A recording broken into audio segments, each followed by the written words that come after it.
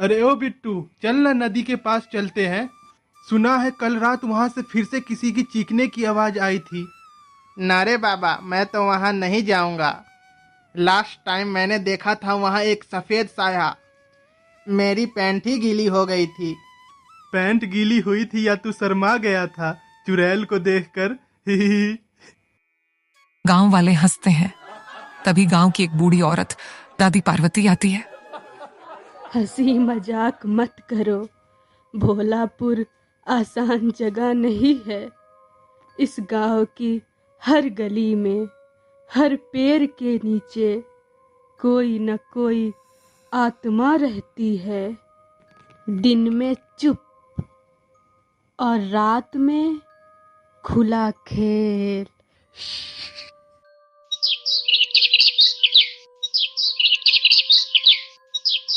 एक लड़की पूजा जो बाहर से अभी गांव आई है, अपने नानी के घर। ये गांव तो वैसे मस्त लग रहा है, पर सब लोग मुझे ऐसे क्यों देख रहे हैं, जैसे मैं कोई एलियन हूँ। अरे अरे शहर वाली मैडम, स्वागत है आपका भोलापुर में। लेकिन एक बात याद रखना, रात को बाहर मत निकलना, ये गांव का रूल है। क्या यार, तुम लोगों को हॉरर मूवी ज्यादा देखने की आदत है क्या? हम तो हॉरर मूवी नहीं देखते हैं, पर यहाँ तो हॉरर मूवी लाइव चलती है दीदी।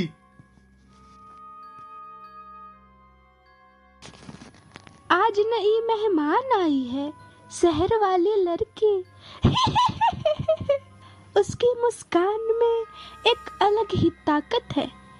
शायद वही मेरे बंधन तोड़ सकती है, या फिर मैं उसकी जान ले लूंगी। पूजा बेटा, तुम शहर की हो, तुम्हें यहाँ की बातों पे यकीन नहीं होगा, लेकिन याद रखना, भोलापुर का हर कोना किसी कहानी से जुड़ा है। नानी, सच में क्या यहाँ पे भूत है, या लोग बस ऐसे ही डरते हैं? मैंने अपनी बेटी यानी कि तुम्हारी माँ इसी गांव में खोई है। एक रात वो नदी के पास गई थी, फिर कभी वापस नहीं आई। नानी, ऐसा क्या हुआ था माँ के साथ, प्लीज मुझे बताइए। बेटा, ये सब तुम्हें जानने की जरूरत नहीं है। बस तुम रात को घर से बाहर नहीं जाओगी, इतना ध्यान रखना। अरे बिट्टू, चल ना नदी के पास, मजा आएगा। नहीं रे, मैं इस वक्त नहीं जाऊंगा, रात हो गई है। अरे चल ना, इसमें इतना डरने की क्या बात है? चुड़ैल आएगी तो हम लोग भाग जाएंगे। ही। मुन्ना और पित्तू रात को चुपके से नदी के पास जा रहे हैं, बस मजाक के लिए। अचानक एक आवाज आती है। कौन है वहाँ? माँ की कसम, मैं अभी भाग जाऊंगा, मुझे बहुत डर लग रहा है।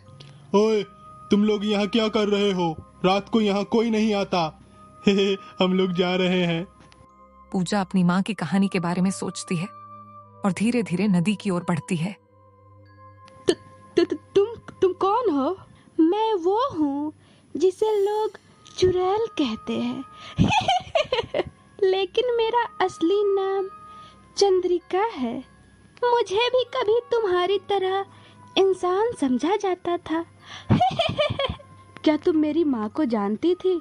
वो इसी नदी के पास आई और कभी वापस नहीं लौटी।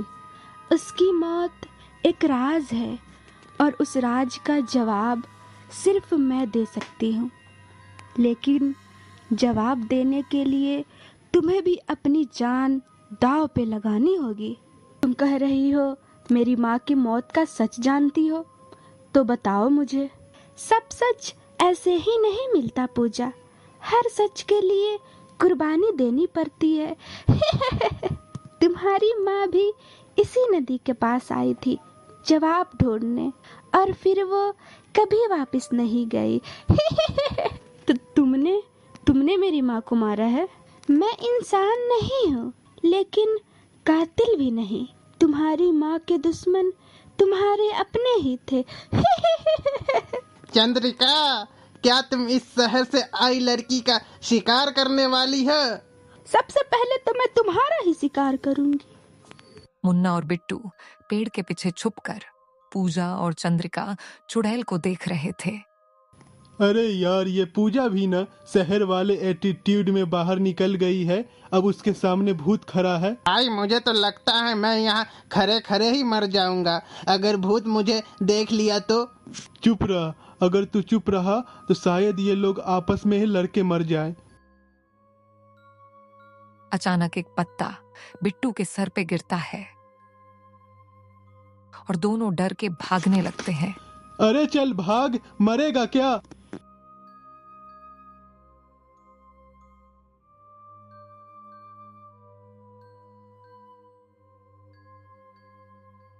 गांव के चौराहे पे आज सब लोग इकट्ठा है। ये भूत प्रेत के खेल को खत्म करना पड़ेगा। रोज रात को गांव में अफरा तफरी मचती है। अगर ऐसे ही रहा तो भोलापुर तबाह हो जाएगा। सब कुछ चंद्रिका चुड़ैल के वजह से है, उसे खत्म करो। चुप करो, तुम्हें क्या पता चंद्रिका सिर्फ श्रापित है, लेकिन वो बुरी नहीं है। उसके बिना तुम सब कभी सच नहीं जान पाओगे। पंडित जी, कल रात को हम दोनों ने अपनी आंखों से चुड़ैल और भूत को देखा था। नानी, कल रात मैं चंद्रिका से मिली थी। उसे माँ की मौत का राज पता है। नानी, मुझे सब सच बताओ, माँ को क्या हुआ था? तुम सबने मुझसे क्या छुपाया है? बेटा, मैं तुम्हें आज सच्चाई बताती हूँ। कई सदी पहले जब हमारा गांव नया नया बसा था, तब यहाँ के लोग बहुत ईमानदार थे। लेकिन एक दिन एक साधु यहाँ आया।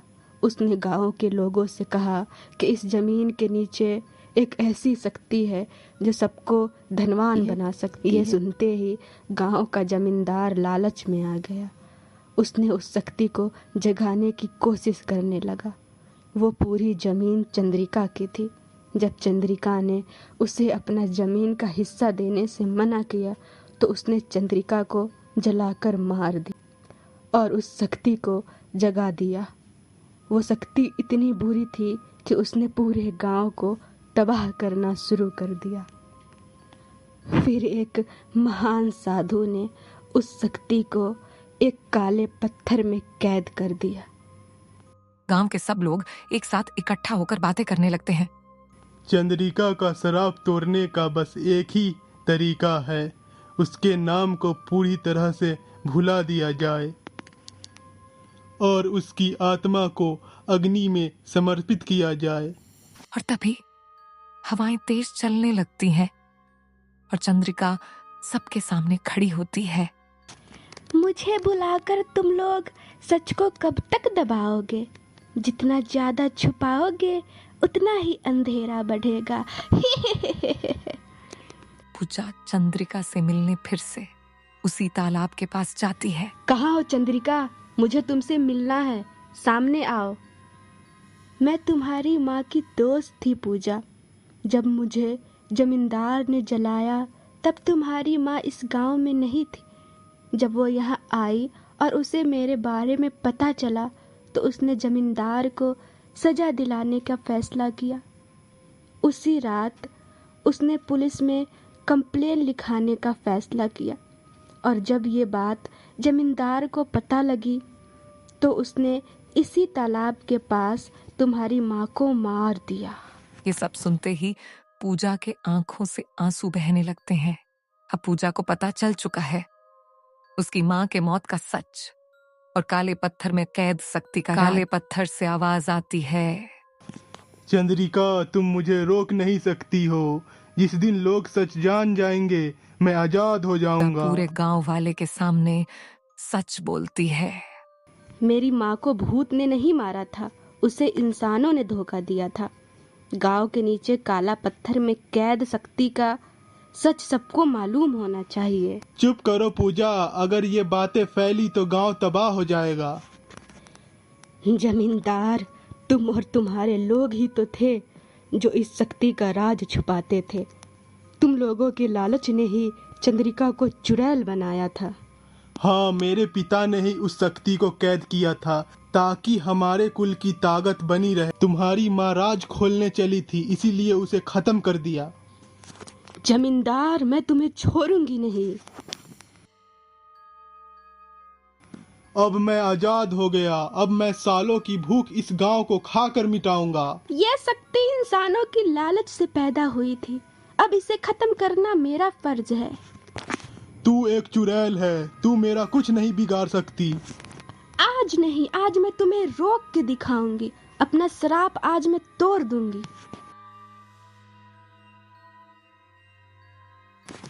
नहीं, तुम मुझे दोबारा कैद नहीं कर सकती। यही तुम्हारी सजा है। तुम इंसानियत के लायक नहीं हो। चंद्रिका, तुम्हें क्या हो रहा है? मेरा श्राप खत्म हो गया है। तुम्हारी माँ ने जो शुरू किया था, तुमने उसे पूरा कर दिया। अब मुझे मुक्ति मिल रही है। लेकिन तुम तो मेरी दोस्त बन गई थी ना, मुझे तुम्हारी जरूरत है। दोस्ती कभी खत्म नहीं होती पूजा। मैं हमेशा तुम्हारे साथ रहूंगी, एक याद बनकर। गांव के मुखिया और सब लोग मिलकर फैसला करते हैं कि जमींदार ने जो चंद्रिका और पूजा की मां के साथ किया, उसकी सजा उसे हर हाल में मिलेगी। पुलिस आती है और जमींदार को अपने साथ ले जाती है।